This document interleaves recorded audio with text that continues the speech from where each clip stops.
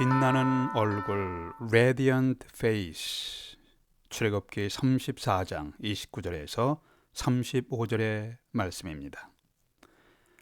사람이 나이 40이 넘으면 자기 얼굴에 대해서 책임을 져야 한다. 이 말은 미국인이 가장 존경하는 대통령이었던 에브라함 링컨이 한 말로 알려지고 있습니다. 이것은 얼굴은 그 사람이 이제까지 살아온 인생을 나타낸다는 의미일 것입니다. 즐거운 마음과 태도는 즐거운 얼굴이 되게 하고 고통과 아픔의 마음은 슬픈 얼굴을 나타내고 있습니다.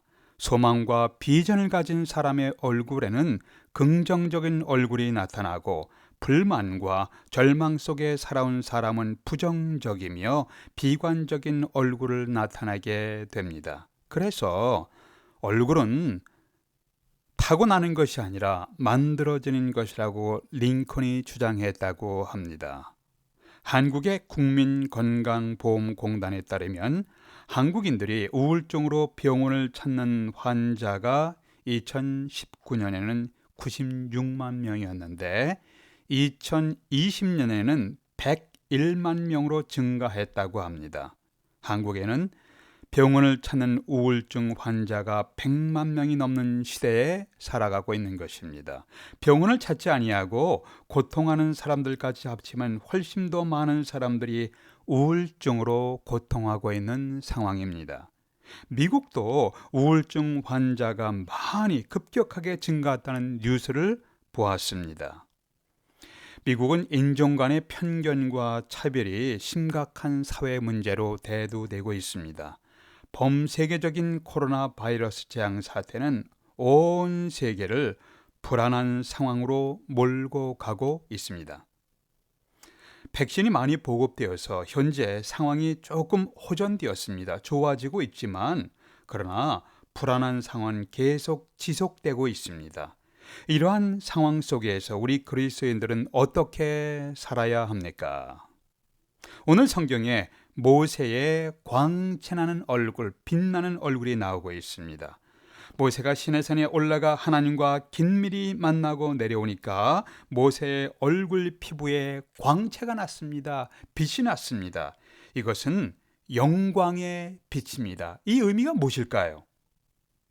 우리 주변의 우울하고 불안한 사회 분위기 속에서 우리는 소망의 얼굴을 가지고 확신의 얼굴을 가지고 하나님의 영광을 나타내는 삶을 어떻게 살아갈 수가 있을 것인가? 이것이 오늘 메시지의 초점입니다. 첫 번째는 하나님을 바라보시며 친밀하게 하나님과 교통하십시오. Intimate fellowship with God. 하나님을 바라보시며 친밀하게 교통하십시오. 29절의 말씀을 보니까 29절에서 모세가 산에서 내려올 때 이제 하나님을 만난 시내 산에서 내려오게 되었습니다. 산에서 내려올 때 모세는 자기가 여호와와 말하였음으로 말미암아 얼굴 피부에 광채가 나나 깨닫지 못하였더라. 이 광채는 무엇인가요? 이것은 하나님의 영광의 광채입니다. 여기서 하나님의 영광을 나타냈다는 의미가 무엇인가요? 우리가 지난번에 함께 나눈 적이 있죠. 32장에서 모세가 하나님께 이런 요청을 했습니다. 주여, 주의 영광을 제게 보여주시옵소서. Show me your glory. 이때 하나님이 뭐라고 응답하셨습니까? 이때 하나님은 모세에게 하나님의 자비하심, 하나님의 은혜로우심 같은 선하고 의로운 성품들을 말씀하셨습니다. 이 땅에 사는 우리가 하나님의 영광을 나타낸다는 의미가 무엇인가요? 그것은 우리의 말과 삶을 통해서 하나님의 속한 선한 성품들, 하나님의 속한 선한 진리의 말씀들을 나타내는 것입니다. 하나님의 진리를 말하며 은혜와 의로움 같은 하나님께 속한 성품들을 나타내는 것이 하나님의 영광을 나타내는 모습입니다.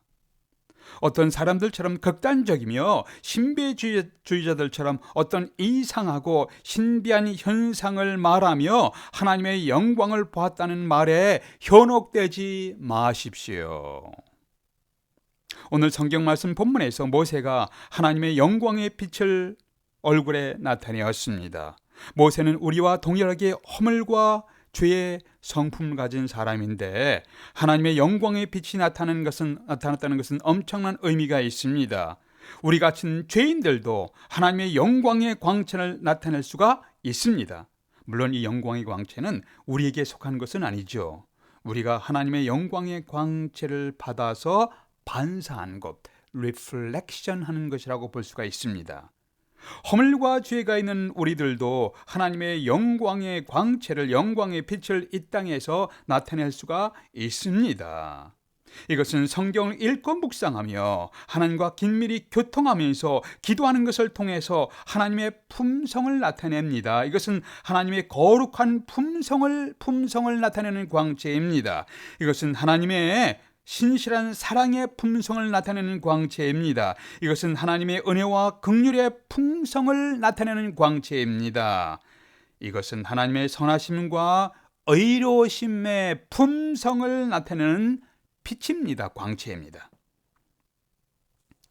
사람이 자기의 친구와 이야기함 같이 하나님께서는 모세와 대면하여 말씀하셨습니다. 이렇게 하나님과 친밀하게 교제하며 만나는 모세에게 하나님의 영광의 빛을 나타낼 수가 있었습니다. 자신의 업적과 성공을 바라보면서 자기 자신의 도취한 사람, 자기의 도취한 사람은 하나님의 영광을 나타낼 수가 없습니다. 자신의 멋진 공연과 성취에 머물러 있는 사람은 하나님의 영광을 나타내지 못합니다. 여러분의 삶이 하나님의 영광의 빛을 나타내는 삶이 되기를 원하십니까? 그러시면 성경을 읽고 묵상하며 기도하며 하나님과 친밀하게 intimate fellowship, 친밀하게 하나님과 communication, fellowship, 교통하십시오. 복음의 진리를 전파하며 변해가는 세상 속에서 변찮은 복음의 진리를 전파하며 하나님과 친밀히 교통하는 자가, 친밀하게 동행하는 자가 하나님의 영광을 나타낼 수가 있습니다. 나에게는 하나님을 바라보며 하나님의 영광의 빛을 나타내는 삶이 있는가 자문해 보십시오. 우울하고 불안한 분위기 속에서, 불신의 분위기 속에서 우리는 어떻게 살아야 소망의 얼굴, 확신의 얼굴을 갖고 하나님의 영광을 나타내는 삶을 살아갈 수 있을 것인가? 첫 번째는 하나님을 바라보며 친밀하게 하나님과 교제하십시오. Intimate fellowship with God. 하나님과 친밀하게 교제하십시오. 두 번째는 그리스도를 통해서, 예수 그리스도를 통해서 하나님 앞에 나아가십시오. 30절 보겠습니다. 아론과 온 이스라엘 자손이 모세를 볼 때 모세 얼굴 피부에 광채가 남을 보고 그에게 가까이 하기를 두려워하더니, 이스라엘 백성들이 모세에게 빛나는 광채가 나기 때문에 모세에 가까이 하기를 두려워했습니다. 이스라엘 백성은 직접적으로 하나님 앞에 나아가기를 두려워했습니다. 백성들은 자신의 허물과 죄로 인하여 거룩한 하나님과 늘 거리를 두며 하나님을 바라보았습니다. 이스라엘 백성들은 모세라는 중보자를 통해서 하나님 앞에 나아갔습니다. 모세는 거룩하신 하나님과 죄와 허물이 있는 백성들을 위한 중보자 역할을 했습니다. 그런데 모세는 일시적인 중보자입니다. 영원한 중보자가 아니에요. 일시적인 temporary, 일시적인 중보자입니다. 그러나 오늘날 하나님과 여러분과 우리를 연결시켜주는 이 영원한 중보자가 계십니다. 그분은 예수 그리스도이십니다. 우리는 예수 그리스도라는 중보자를 통해서 하나님 앞에 나아가게 됩니다. 우리의 중보자는 천주교의 교황이나 신부님이 아닙니다. 우리의 중보자는 기독교의 목사님도 아닙니다. 우리의 중보자는 우리가 구원의 주님으로 신앙을 고백하는 예수 그리스도이십니다. 성경은 이렇게 말씀하고 있습니다. 하나님은 한 분이시요 하나님과 사람 사이의 중보자도 한 분이시니 곧 사람이신 그리스도 예수라. 디모데전서 2장 5절이죠. 하나님은 한 분이십니다. 하나님과 사람 사이의 중보자도 한 분이십니다. 그분은 곧 사람이신 그리스도 예수, 메사야 그리스도이십니다. 오늘날 수많은 사람들이 성경을 읽으면서 예수 그리스도가 누구신지를 깨닫지 못하고 있습니다. 복음의 진리, 성경의 진리를 들으면서도 예수 그리스도에 대해서 이해하지 못하고 반응도 하지 못하고 있습니다. 성경은 이렇게 말씀하고 있습니다. 그들의 마음이 완고하여 오늘까지도 구약을 읽을 때 그 수건이 벗겨지지 아니하였으니 그 수건은 그리스도 안에서 없어질 것이라. 고린도후서 3장 14절이에요. 성경을 읽고 연구하고 복음의 진리를 들을 때 마음이 완고하여져서 죄로 물든 수건이 눈을 가렸기 때문에 깨닫지 못하였다는 설명입니다. 그렇다면 우리는 어떻게 해야 우리의 눈을 가려서 복음의 진리를 깨닫지 못하게 하고 예수 그리스도가 누군지를 이해하지 못하게 하는 수건을 걷어낼 수가 있을까요? 고린도후서 3장 14절의 설명을 주의 있게 살펴보셔야 합니다. 그들의 마음이 완고하여 오늘까지도 구약을 읽을 때 그 수건이 벗겨지지 아니하였으니 그 수건은 그리스도 안에서 없어질 것이라. 여기서 우리의 영적인 안목, 영적인 눈을 가리운 그 수건이 그리스도 안에서 없어질 것이라고 했습니다. 16절은 이렇게 말씀하고 있습니다. 그러나 언제든지 주께로 돌아가면, 예수 그리스도에게로 돌아가면 그 수건이 벗겨지리라. 이 말씀에서 우리의 영적 눈을 가린 수건은 내가 벗는 것이 아니에요. 이것은 하나님이 벗겨주시는 것입니다. 우리가 성경을 읽을 때 복음의 진리를 깨닫고 예수 그리스도께서 우리를 죄로 인한 심판에서 구원하시는 주님이 되시는 것을 이해하며 깨닫도록 도와주시는 분이 있습니다. 그분은 하나님의 성령님이십니다. 그래서 우리는 성경을 대할 때마다 하나님, 저의 눈을 열어서 성경의 진리를 볼 수 있게 도와주시옵소서. 주님이시여, 성경의 메시지를 들을 때 복음의 진리를 깨닫도록 인도해 주시옵소서. 이런 기도를 드려야 합니다. 우리의 영적 눈을 가렸던 수건이 벗겨지고 예수 그리스도를 주님으로 믿게 될 때 하나님은 우리의 심령의 변화, 인생의 변화, 삶의 변화를 시작하십니다. 이때 우리는 하나님의 영광을 드러내는 삶으로 변화되기 시작하는 것입니다. 삶의 변화는 사람마다 다 달라요.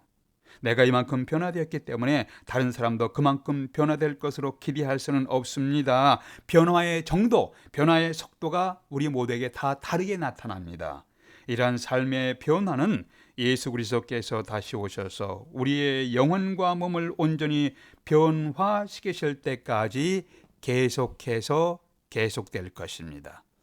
사도행은 이렇게 말씀하셨습니다. 요한일서 3장 2절에서 사랑하는 자들아, 우리가 지금은 하나님의 자녀라. 장래에 어떻게 될지는 아직 나타나지 아니하였으나 그가 예수 그리스도께서 나타나시면 우리가 그와 같을 줄, 그리스도와 같을 줄은 그의 참모습, 그리스도의 참모습 그대로 볼 것이기 때문이다.